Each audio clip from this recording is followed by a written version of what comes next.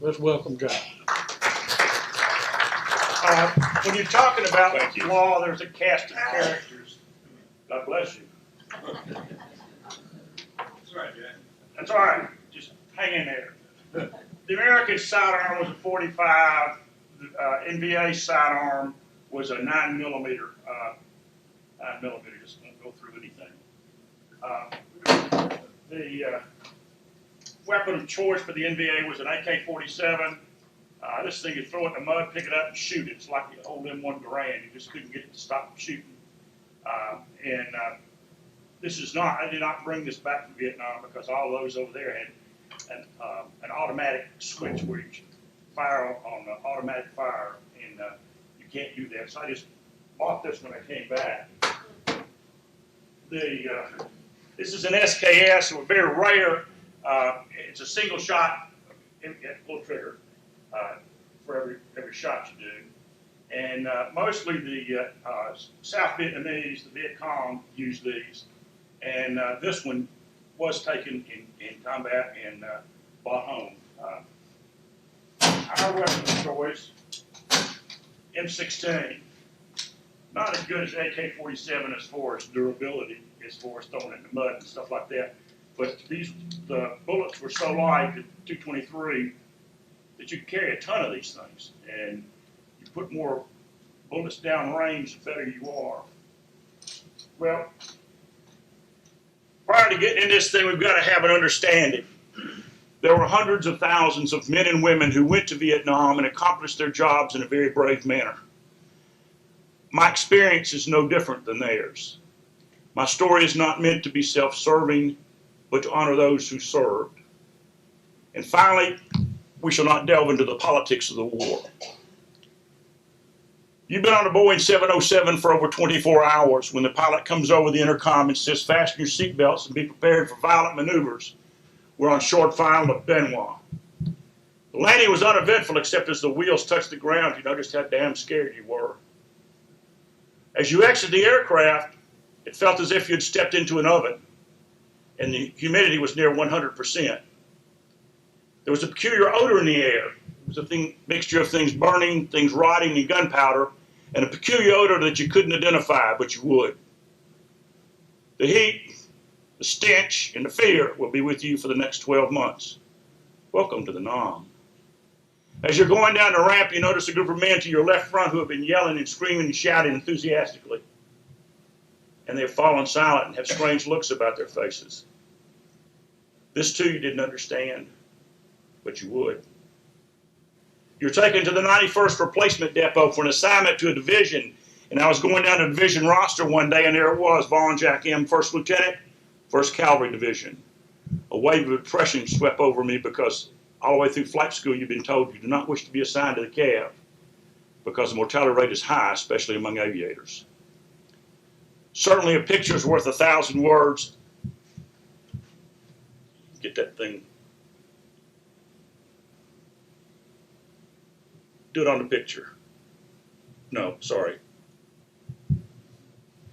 The picture, that right there. There you go. On one-nighter march, one-nighter, six-nighter, my wife and child saw me off to Vietnam at Tri-City Airport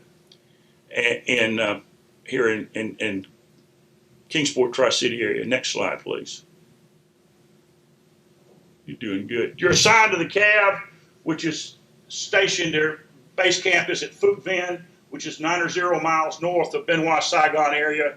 You will spend most of your time in the rubber in the upper right-hand corner of the picture. Next slide. So a hooch is, I served some time in Lai Kay. This is a hooch. It's very primitive. You scrounge everything. The wood you see are ammo boxes that we've gotten and beaten apart and made the desk and the shelves and the paneling there. But at least I had a cot and an air mattress. Of course, the air mattress always went flat before the morning came. Next slide. This is the exterior of the hooch in Lai Kay in May of 1969. That blast wall, the sandbags in front of the hooch there, was not there. And we had been getting rocketed all night long. And you never sleep in Vietnam because you're You just don't. You don't go into that deep REM sleep. And one rocket went long, one went short, and I knew the next one was going to be on top of me. And so I dove for the bunker, which was in the side of the tent. And Don Fagundis, my crew chief, the young man to the right of the picture, he landed underneath me, and I grabbed him by his shorts and threw him into the bunker. And at that time, a 122 millimeter rocket landed right beside that tree on the left-hand side of the picture, and blew me to the back of the tent. In less than 60 days in country, I earned my first Purple Heart. Didn't get anything except a day off. But if it wasn't for that tree, I don't think I'd be here today. And you can see that the white marks of the tree is where the shrapnel hit. And obviously we got busy and built the blast wall, so that would never happen again. Next slide. You're back in Fort Vaughn. Our call sign was woodpeckers. And everybody laughed at us until they flew with us. We had bird dogs, we had loaches, the little light observation helicopters, and we had the Hueys, the lift ships. And you could see the blast wall in the front of that hooch there. And then along the side of all the buildings, there's sandbags to prevent shrapnel from hitting you. And that's your first line of defense. Incoming starts coming in, hit the floor, and hopefully it wouldn't come in on top of you. But the main thing, you see the little bicycle on the left-hand side of the picture? That's a Ho Chi Minh bicycle. That thing, we took that from a young NVA trooper who didn't need it anymore. And they drive these things, don't ride them, but they push them down the Ho Chi Minh Trail from North Vietnam all the way down to South Vietnam. And that thing can carry up to 600 pounds of food, bullets, whatever. Next slide. Each hooch, primitive as it is, had a urinal in front, which was a 55-gallon drum sunk in the ground. And when I first got to the cab, we didn't have any women on post. No hooch maids, no donut dollies, no nothing. So we didn't have any tin around those things. But when they let us bring the women on post, they had to put up that barrier there so we could maintain our privacy. Next slide. Shower. So say everything was scrounged from Vietnam.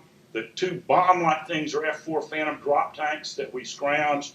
The water tank was a water trailer that got mortared, and we couldn't use it for drinking water anymore. So we built a stand for it and made a water holder. This is in the rainy season. Everything's wet and muddy. And you can see, again, 55-gallon drums around the shower in case incoming starts coming in, and you can get down and hopefully it won't come in on top of you. Next slide. This is the fourth odor that you couldn't identify. This is the Vietnam privy. They burned human waste in Vietnam, and that stuff stunk. I don't know whether y'all have seen Platoon, but they cut a 55-gallon drum, cut it in half, slide it underneath there, put diesel fuel in it, and when it gets full, I don't know who measures how full it has to be, they pull it out and burn it. And somebody has to stand there and stir that stuff. Wasn't me. Next slide. As you exited my hooch, the building on the right with the blue roof is the operations center, and we had a first light briefing at 6 o'clock every morning and got our missions. The building in the middle with the canvas dome thing is where we repaired our land vehicles. And the big barn over here on the left is where we repaired our helicopters. And that helicopter in the middle there is my friend Weird Harold, and we called him Weird Harold for two reasons. He developed this thing where he could kick the aircraft out of trim, and Charlie was always told to lead the aircraft. And he'd kick it out of trim, came down, it looked like he was going forward, but actually he was going down sideways. And so that was weird, so we call it Weird Harold. And the next thing is when he became operations officer, his sergeant got this dog and named him Weird Harold. Well, Weird Harold turned out to be a girl.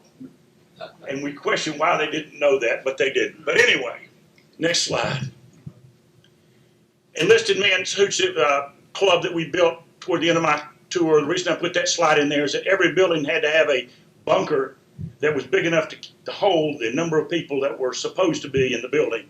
And the green sandbags is the bunker. Next slide. We were woodpeckers.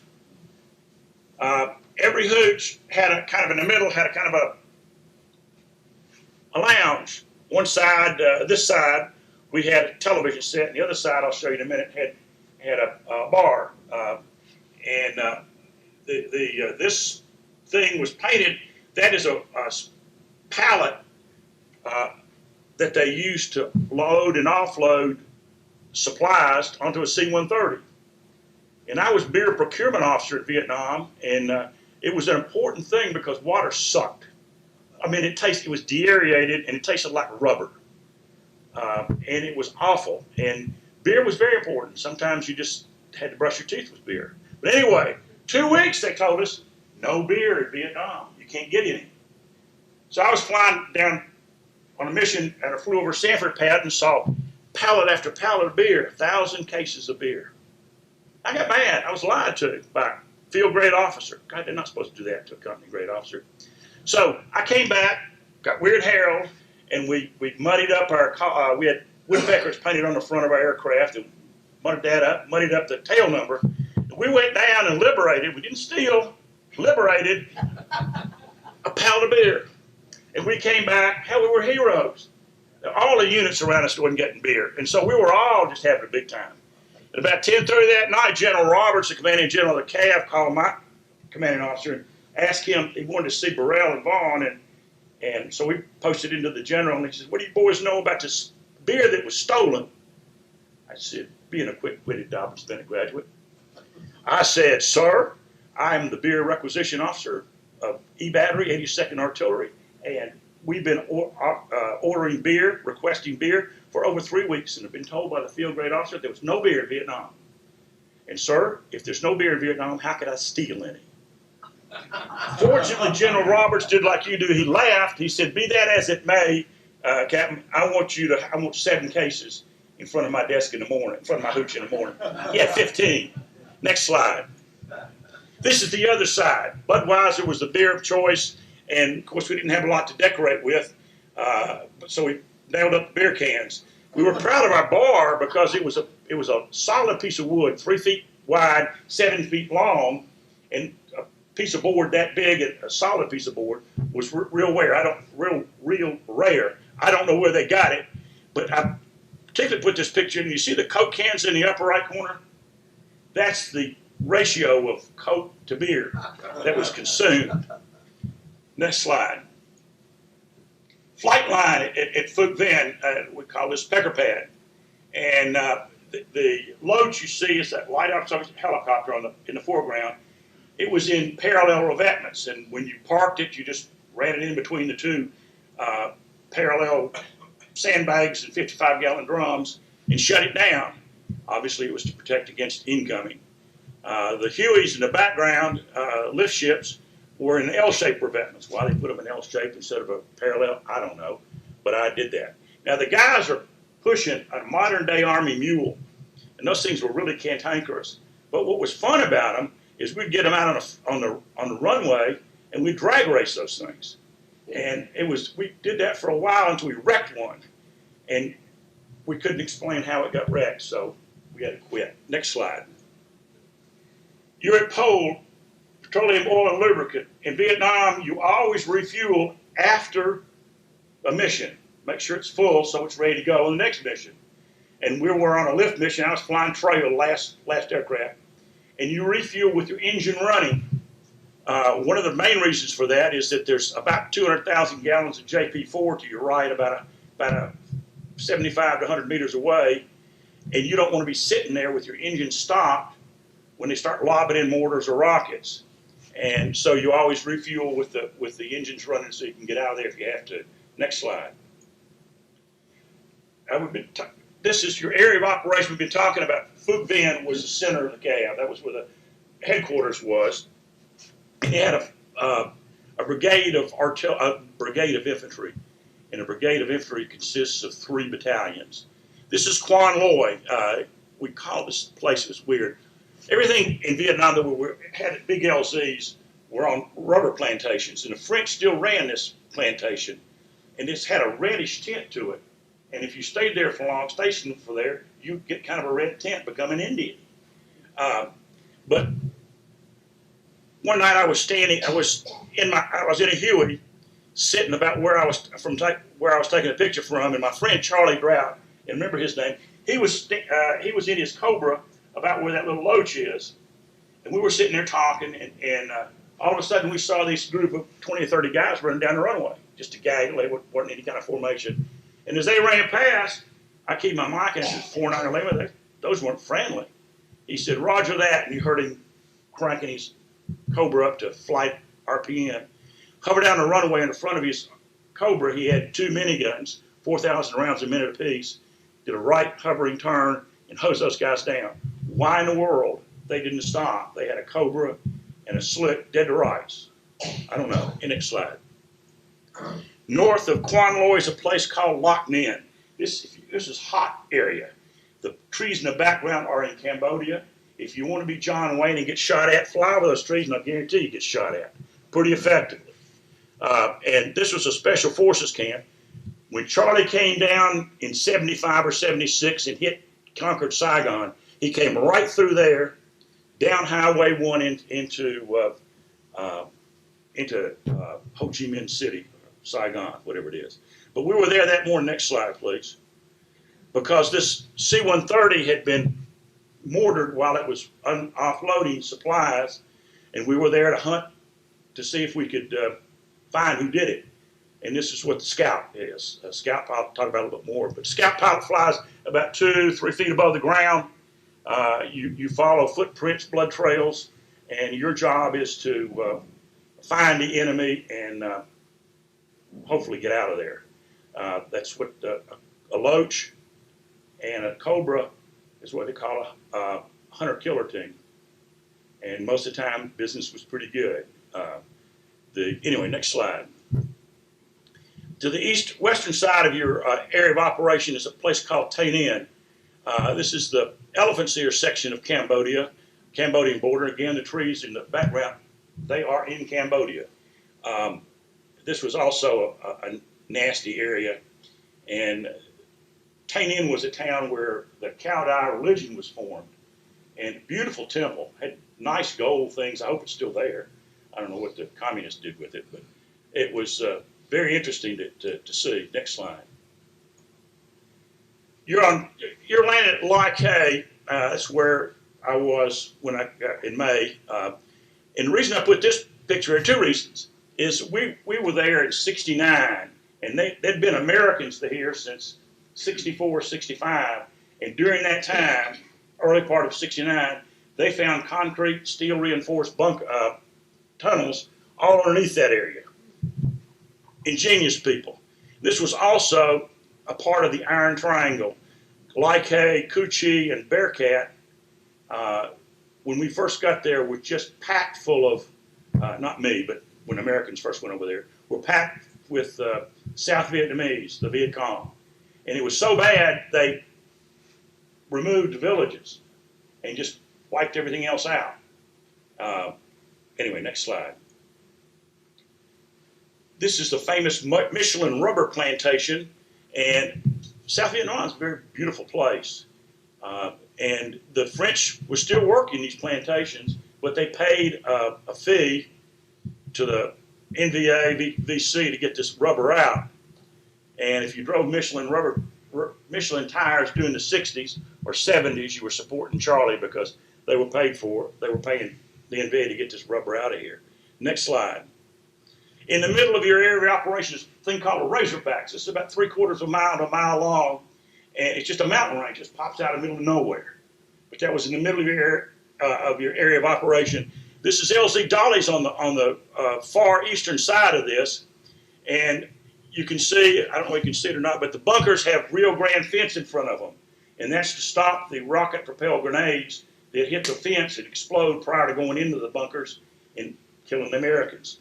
Each LZ, this was a small LZ, but each LZ of this sort had 2 batteries of artillery, a 105 battery, 6 guns, and a 155 battery, 6 guns. And they had a battalion of infantry. And they did their operations out of this, or within range of these guns. And this was on as I say, on a hill. And Interesting. Next slide. On the western side is a place called Nui Bara, the Black Virgin Mountain. Had a temple on the top of it. And this is flat. Then all of a sudden, 3,500 feet, you got this mountain. And we had a radio relay station on top of it. And sometimes you had to fly up there. Most of the time it was in the clouds. And you kind of hovered real slow, hoping that you would get to see a landing pad before you put a rotor in the side of the mountain. And then when we took off, we kind of fell off the side of the mountain and let just gravity pull us down. It was a guy, we called him Ralph, some old guy, and he'd come out. Sometimes he'd shoot at us, but we'd wave at him, and everybody kind of let him live because Ralph's a good old boy.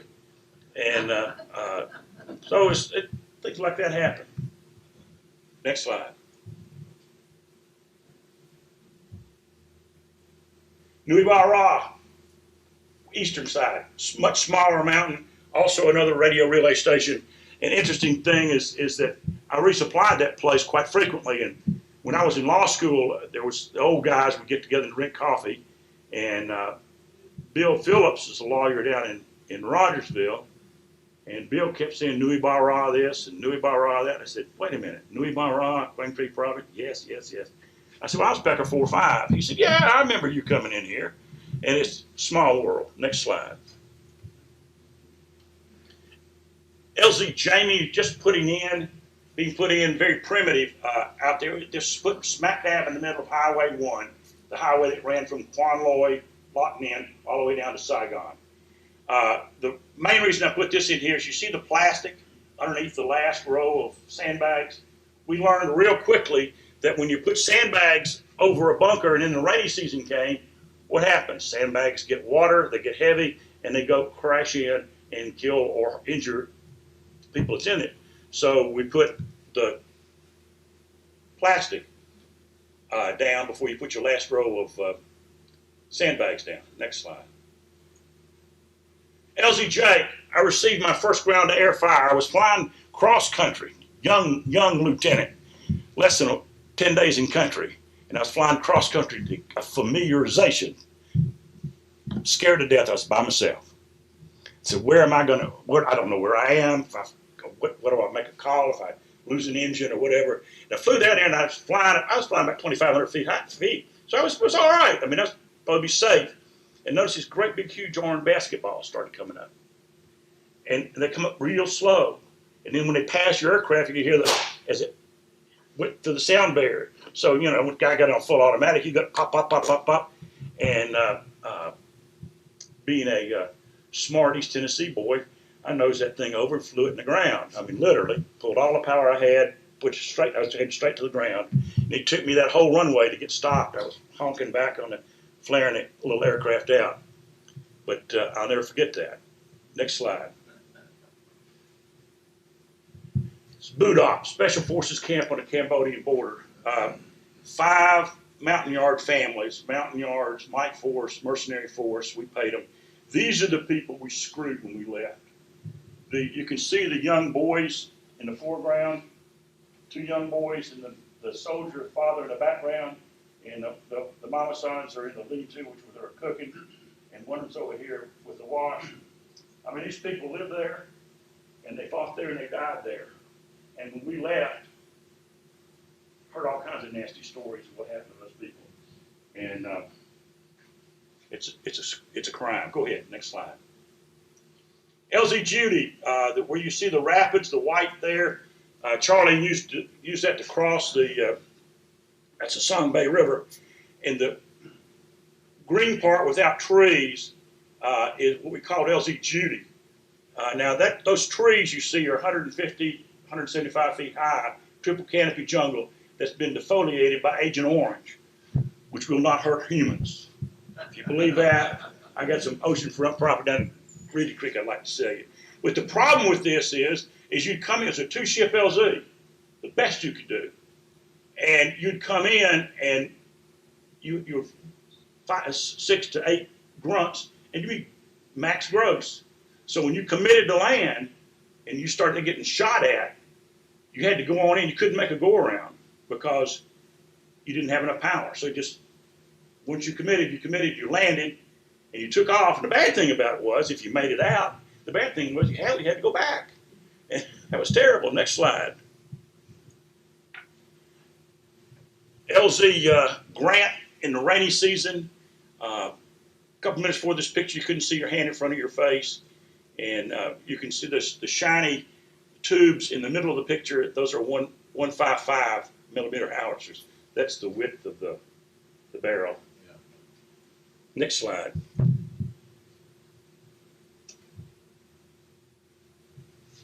VFR on top. In the rainy season, the war still went on. And when I first got there, there was no radar. And you'd take off and try to find a hole to fly up till you got to the top of the clouds. If you couldn't find a hole, you flew up to the clouds hoping you wouldn't run into somebody who was doing the same thing or coming down. But you get on top and then go, you do that by dead reckoning. You knew the direction to the place you were going, and you knew the distance, and you knew you were traveling at 120 knots, and you'd figure it out, and you time it, and you get there, then you start looking for a hole to go through.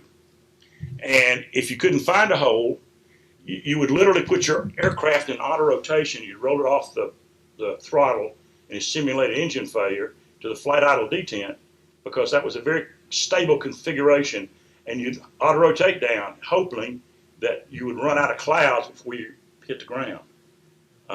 Interesting. Pucker factor was awful high. Next slide.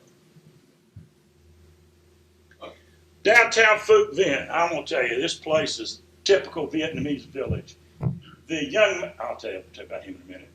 The big open place on the left is the 5 and 10 cent store. And everything you needed in Vietnam, you needed 3 things. You needed a mirror, you needed a chair, and you needed a plastic bowl.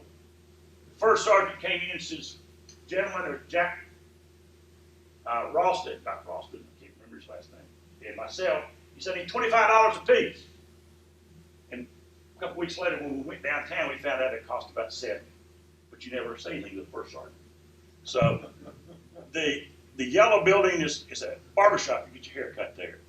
And the women, Vietnamese, it's a Vietnamese restaurant there that we weren't allowed to eat there because it wasn't approved. But across the street, there was a Vietnamese restaurant that we could dine. It was 4-star cuisine. This young man here is a hustler. He can get you anything, from a Huey to a Jeep. I mean, when we changed money every so often, so Charlie couldn't get our money and use it, they just print more money with different designs. He'd have it before we did. I don't know. I'm serious. Next slide.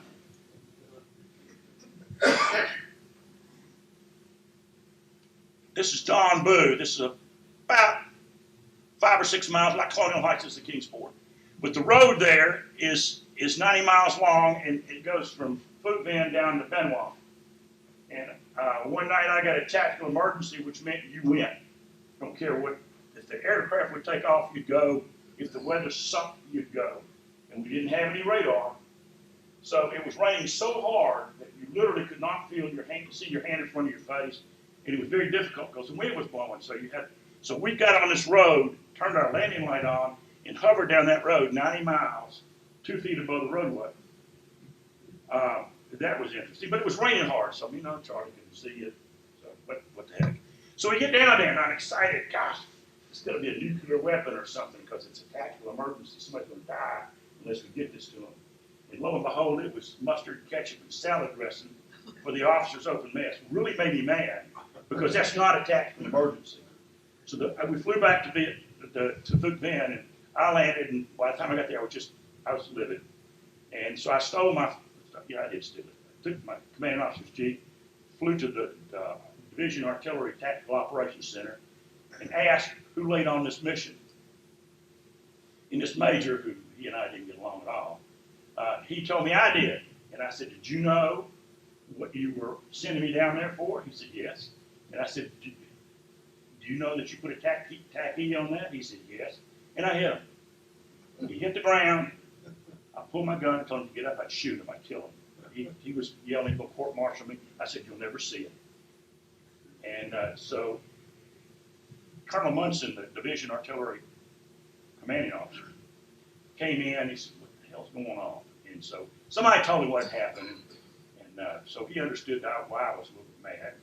And my command officer came in about that time because my crew chief had been smart and woke my command officer up and told him to get down to the top because Vaughn's in trouble.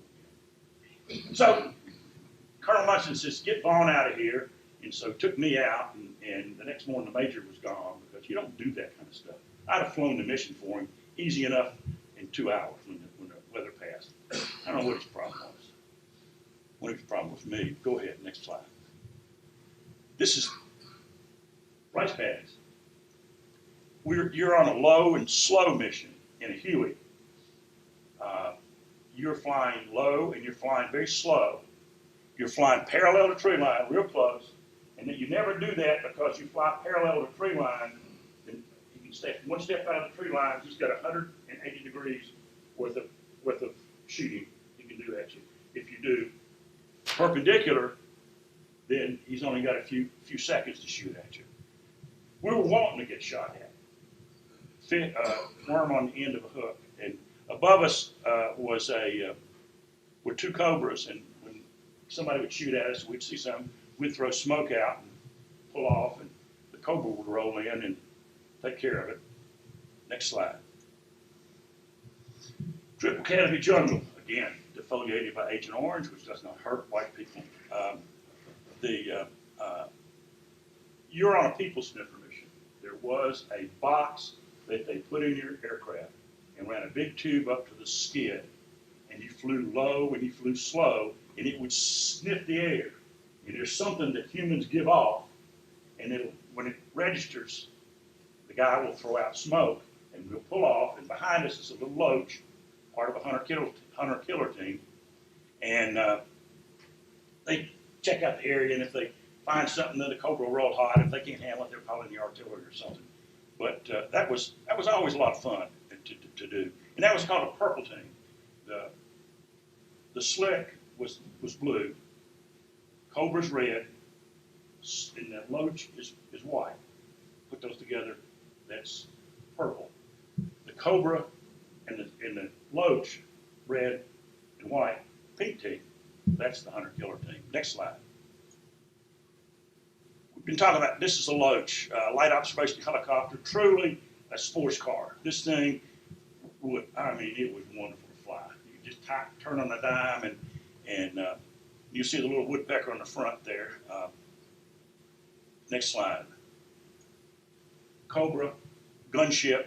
This is guys from the Charlie Troop, 1st and 9th. These guys are crazy. If you ever watched Apocalypse Now, they were the ones that were surfing on the Saigon River or whatever, and they were that crazy. They were crazy people. Next slide. This is a purple team, Cobra. I'm in the lead with a slick, a Huey, and then the other side of me is a loach. And what we're doing is, you don't have a lot of fun in Vietnam. You got to do things, shake things up.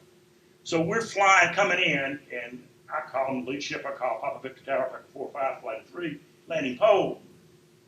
4-5, you're cleared, 2-7, whatever. And we did this specifically when there was a new kid on the radar. We got radar at one time toward the end. And so you'd hear him in the background. You'd hear him in the background. And we'd overlap rotor blades. And that's interesting because if you ever tangle rotor blades, even on the ground, you're gone. But three ships would overlap rotor blades, and on the radar screen, it become one blip. And you'd hear the little guy in the background saying, "Mayday, mayday!" We thought that was funny. We got chewed out a couple of times, but we still did it. We had a lot of fun. Next time. Didn't have anything else to do. Nighthawk Goose. This aircraft flew at night at 500 feet above the ground in concentric circles with, on the left side, the silver thing you see in the middle of the cargo bay is a holder for a starlight scope. And the tube, the cigar thing next to it, to the right of it, if you see it, is a minigun. And to the far side of the cargo bay is a canvas-covered Xeon searchlight, million candle-watt Xeon searchlight. This aircraft would fly at night, no lights, and you just fly in kind of circles, and you'd look for the enemy. And you'd hit him with a starlight scope, and you'd hose him down. Because, I mean, it just ruins everybody's day. And I didn't fly this regularly. I flew it 3 or 4 times to relieve the crew. But I was flying one night, and the crew chief says, "Look at this, Uncle Jack." Boom, he hits the light on, and there's this guy. Oh, he's a good soldier because he's high port arms. He's going through the night, sneaking around. And he looks up, and you could see, I saw his face. You look up, he says, "Oh, my God, I screwed up." That's what the look he had. And then about 6 feet of flame came out of that minigun. The guy disappeared. It's a heck of a thing. But anyway, next slide. Sikorsky flying crane. It looks like a great big mosquito. This thing could lift the world. These big Rhone clouds that we use to clear LZs and the heavier pieces of artillery, 155s. This thing could carry them. Next slide. The Chinook, this is still in service today. We didn't use Chinooks to carry transport troops. It was a cargo aircraft, and they did mostly sling loads because it was quicker. He'd bring in a blivet of water, and that's rubber blivet. Ergo, you got rubber tasting water. And this could carry a 105 howitzer, could not carry a 155 howitzer. Again, you'll see the Rio Grande fence in front of the bunker to preclude the rocket propelled grenades from coming in. Again, this is rainy season. Next slide.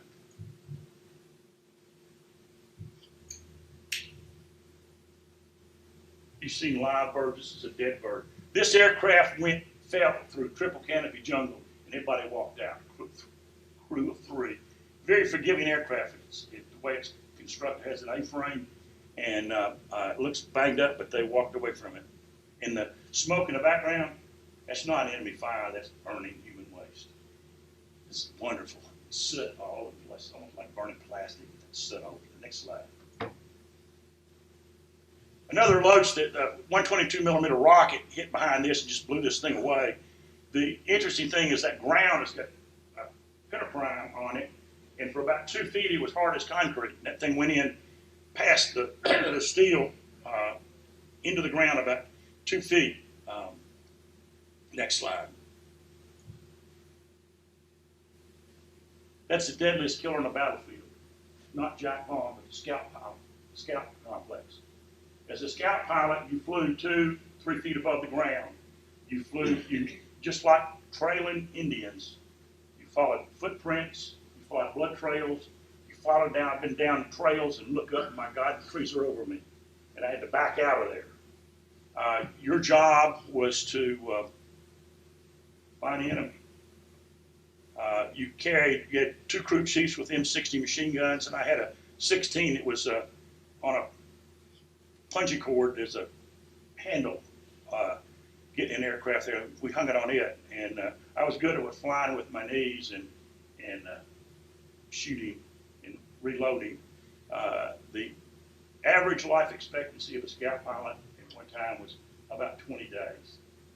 I flew for 3.5 months, lost 26 people in my platoon. One of the hardest things I ever had to do for writing letters home. It was terrible. Or sending people out. It was easy. I made a list, and I don't care what the mission was, whoever's next one on the list went. Simple. Nobody can say I was being prejudiced. But that's the pink team, hunter killer, and as us young sky troopers, business was good. That's what we always said. Walked around with the swagger, kind of crazy. Next slide. We found a reinforced NVA company, and that's the Song Bay River, and we had pulled off, and those bombs are being dropped or by F-4 Phantoms, and after they get in and clean up the area, mess it up a bit, we'll go back in and do a bomb damage assessment to see how many we got killed or what we find down there, whatever. A lot of times we'd land and pick up souvenirs and sell them to the people back in Benoit. They like that. We had a business. Special Forces would have their little mountain yards make NVA flags, and we'd rub goat blood on them. We'd fly those suckers down to Benoit and Long Bend and sell them. I mean, they thought this was cool. They took them home. And a Official NBA flag. Next slide. Hey, listen, made a little money. This is probably the deadliest killer in Vietnam, really. It's called an arc light. It's 500 meters wide, 1,000 meters long, and it's wall-to-wall 500-pound bombs. And these B-52s are dropping these things, I guess, a zillion miles away, and they fly in threes, and they drop those suckers. And they always tell you that the first light briefing where these things were going to be and what time. You did not want to be caught in that thing. Raining bombs. Next slide. That's what Vietnam looked like, pockmarks that you can see one going from top to bottom and left to right, and it's almost wall-to-wall 500-pound bomb craters. And those bomb craters are pretty big. They're 10, 12, 15 feet wide. Next slide. This is taken a day. I made aircraft commander, and the reason I put this slide in here is you see this bullet bouncer I've got. It's a thing you put on your chest, and we didn't have any. You had a plexiglass windshield, which was a 1/4 inch, and that wouldn't stop a 9mm. And then you had a chin bubble, same thickness. So you didn't have a lot between you and whatever's shooting at you in front. And so we wore these boots. We felt invincible. So we got a little bit too much to drink one night, and we got an AK-47, and we took one of these old bullet bouncers. We got about 10 yards away and went, bam! Bullet went right through the thing, cracked. We all stood there in silence. Oh my God, this is not what I hooped. And it was funny.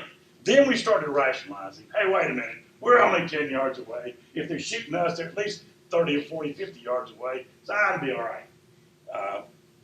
But it was interesting that you can see that's how small that chair is. When you go into a hot LZ, I could get all of me and fly the aircraft behind that bullet bouncer. And they had a little slide that came out. I get behind that, my bullet bouncer, get out of there. It's amazing what you can do. You have something under your seat? Actually, you didn't have a lot under your seat, but you had something because bullets would come up through the bottom. They didn't put a lot of stuff down there. Your back had the big armor, and then they had two wings that came out, were pretty thick. But it's just one of those things. Anyway, next slide. This is the second insertion to a hot LZ.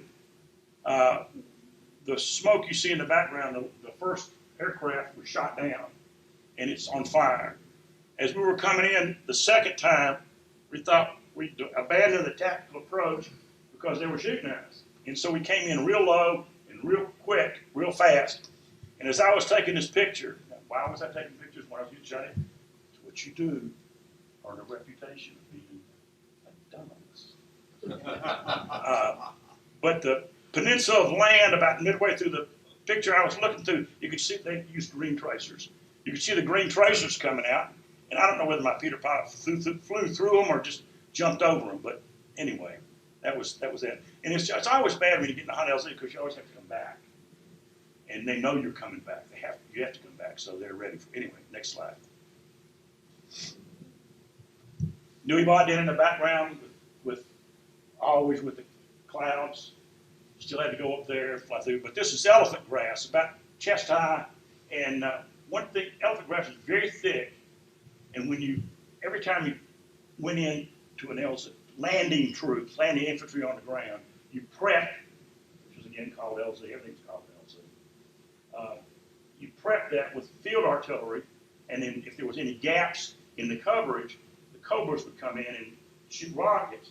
But the problem is that the elephant grass was so thick that it stopped the shrapnel. The shrapnel wasn't as effective as it normally is.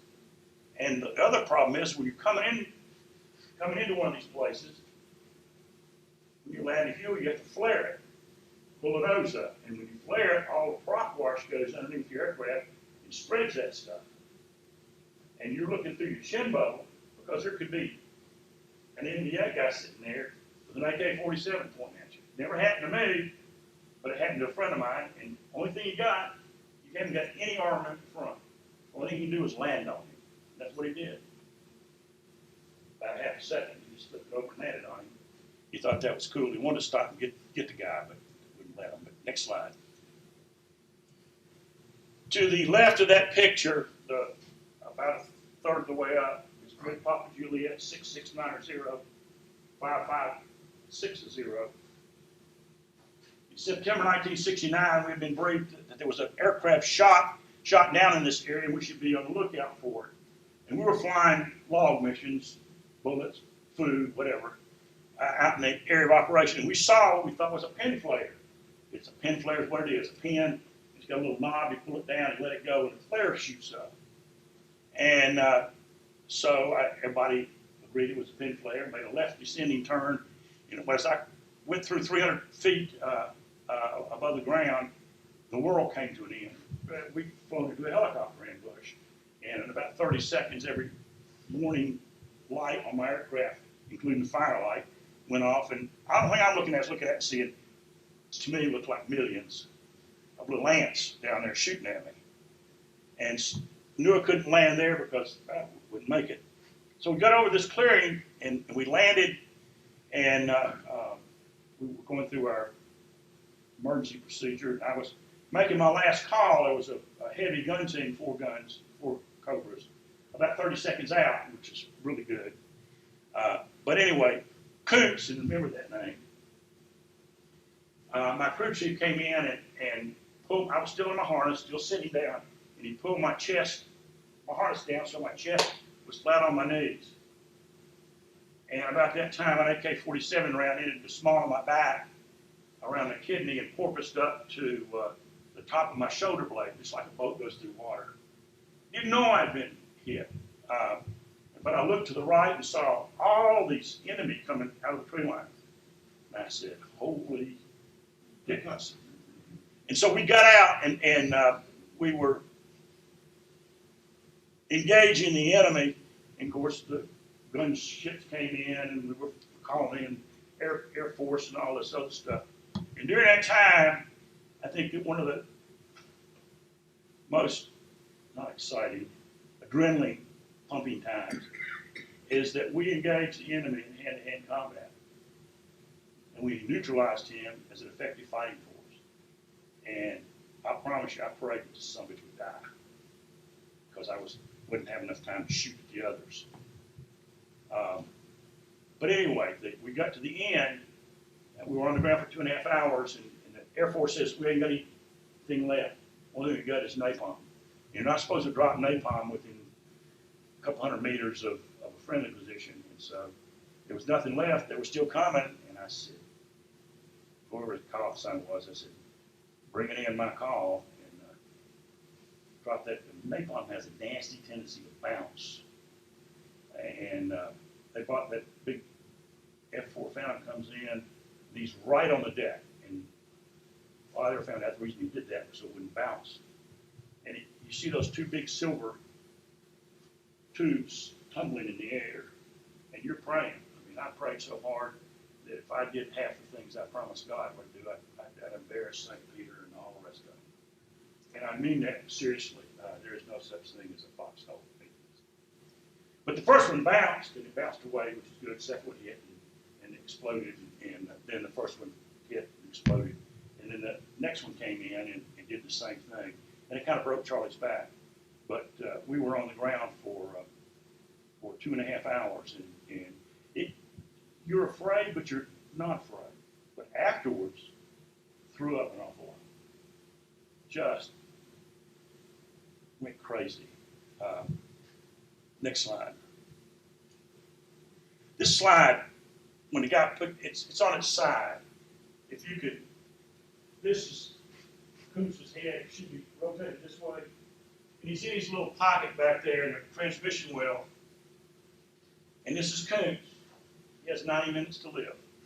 We're on our way to extract an infantry company from one location and insert them in another. The extraction was uneventful. The insertion was a high LZ. And as I was waiting for Coots to yell, go, which meant all the grunts were off the aircraft, which doesn't take a second. And I didn't hear him, and this is all happened in milliseconds. And I look back, and he's sitting there like this in the picture. And he was sitting there just like that when I looked back, except he had no head. He caught a 50 caliber machine gun round in his head and blew his head off. And the guy that saved my life was dead. And I looked at my Peter pilot and said, "You have the aircraft." It's the first time I'd ever, in all those months, had I lost it. I think that's it. No more slides. Yeah, no more slides. Turn that thing off.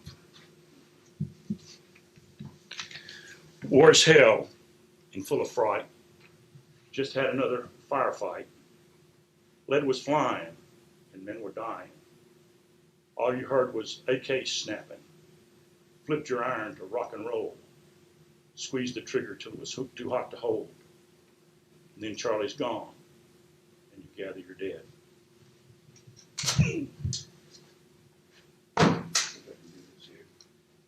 Dead man's weapon paled in the earth.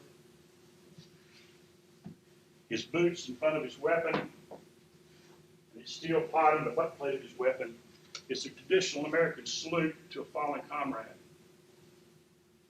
Time is too short to complete that ceremony, but I feel compelled to mention a few of my friends for whose benefits this was given.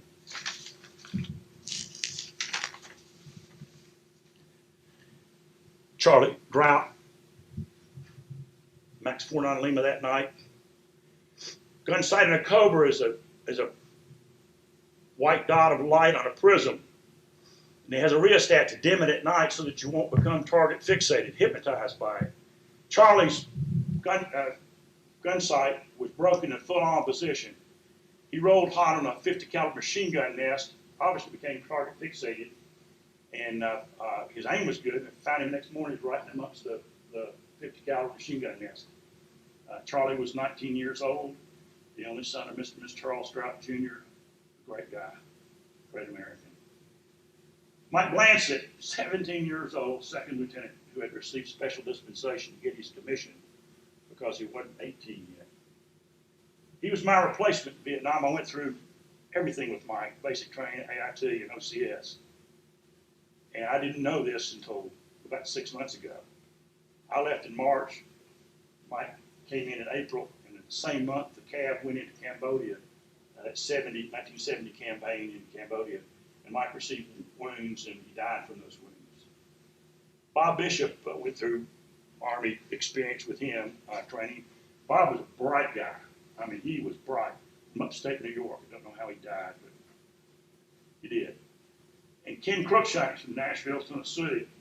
Didn't know Ken had died until he put the wall up, and one of the weekly news magazines had taken a picture of the wall, and there was his name, Ken Cruikshanks.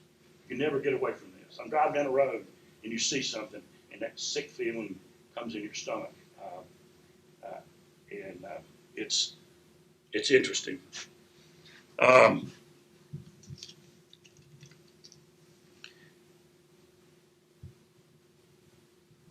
These young men stand in the unbroken line of patriots who have dared to die, so that freedom may live and grow and increase its blessings. Freedom lives, and through it they live, in a manner that's humbling to the understandings of most men. Unless you've been in combat, you will never know that the deep friendship, no, the deep love, and I mean love, with for the guys you serve with. It's certainly not the same kind of love you have with your spouse or with your wife or same, you'll be married. But it is, you'll die for these people, and they'll die for you. It's a very sad occurrence, but everybody says, when you're sitting there in a ceremony, you say, he screwed up, I'll never screw up. Knowing that's garbage, but it makes you feel better. My tour was over, I think this, in March 1970, and I returned to the 91st Replacement Depot for an assignment to a Freedom Bird back home. And as I was standing on the flight line and watched that bird roll up to a halt, I was yelling and shouting enthusiastically. As the door opens and the FNGs begin to deplane, you see the look of fear and unknown in their faces. You fell silent, and those around me did likewise. And for the first time, I realized I'd made it. I was going home relatively unscathed. And I felt guilty about this because I had several of my friends who came home in another manner, and I had friends still there fighting. And then I knew what those guys 12 months before me had been thinking. But as we boarded the aircraft, and the aircraft took the active, and we became airborne, you heard the wheels locking the wheel wells. And the plane banked to our first destination after Benoit, which was Okinawa. Plane banked to the left. I looked out the window and saw Vietnam for the last time. And I leaned back in my seat, and I think for the first time in 12 months, I slept. No more killing, no more dying, no more life and death decisions. I was going home. Now, the important thing is, what did I learn in Vietnam? How to fly my aircraft with my knees and neutralize the enemy at 1 and 2, 300 meters? No. I knew that they could take everything away from you. And you're standing naked before the world. And as long as you have your honor and your loyalty and your integrity, you have everything. If you told a man you would be someplace at 12:01, you'd be there, or you'd be dead. Just the way it was. My friends, knowing that I can't say anything in one sentence, asked me to sum up my tour of duty in Vietnam in one sentence. And the best I could come up with was hundreds of hours of sheer boredom, punctuated by moments of stark terror. And it was stark terror, but it was a lot of fun too. Met a lot of guys, and drank a lot of Kool-Aid, and had a big time. Vietnam was a very unpopular war, but I felt I had to go, and go I went. Well, ladies and gentlemen, it's the only war in town. And I thank you for putting up with me for an hour, listening to my tale, and I'm done. If y'all have any questions, I'll be happy to ask. If you don't have any questions, that's fine.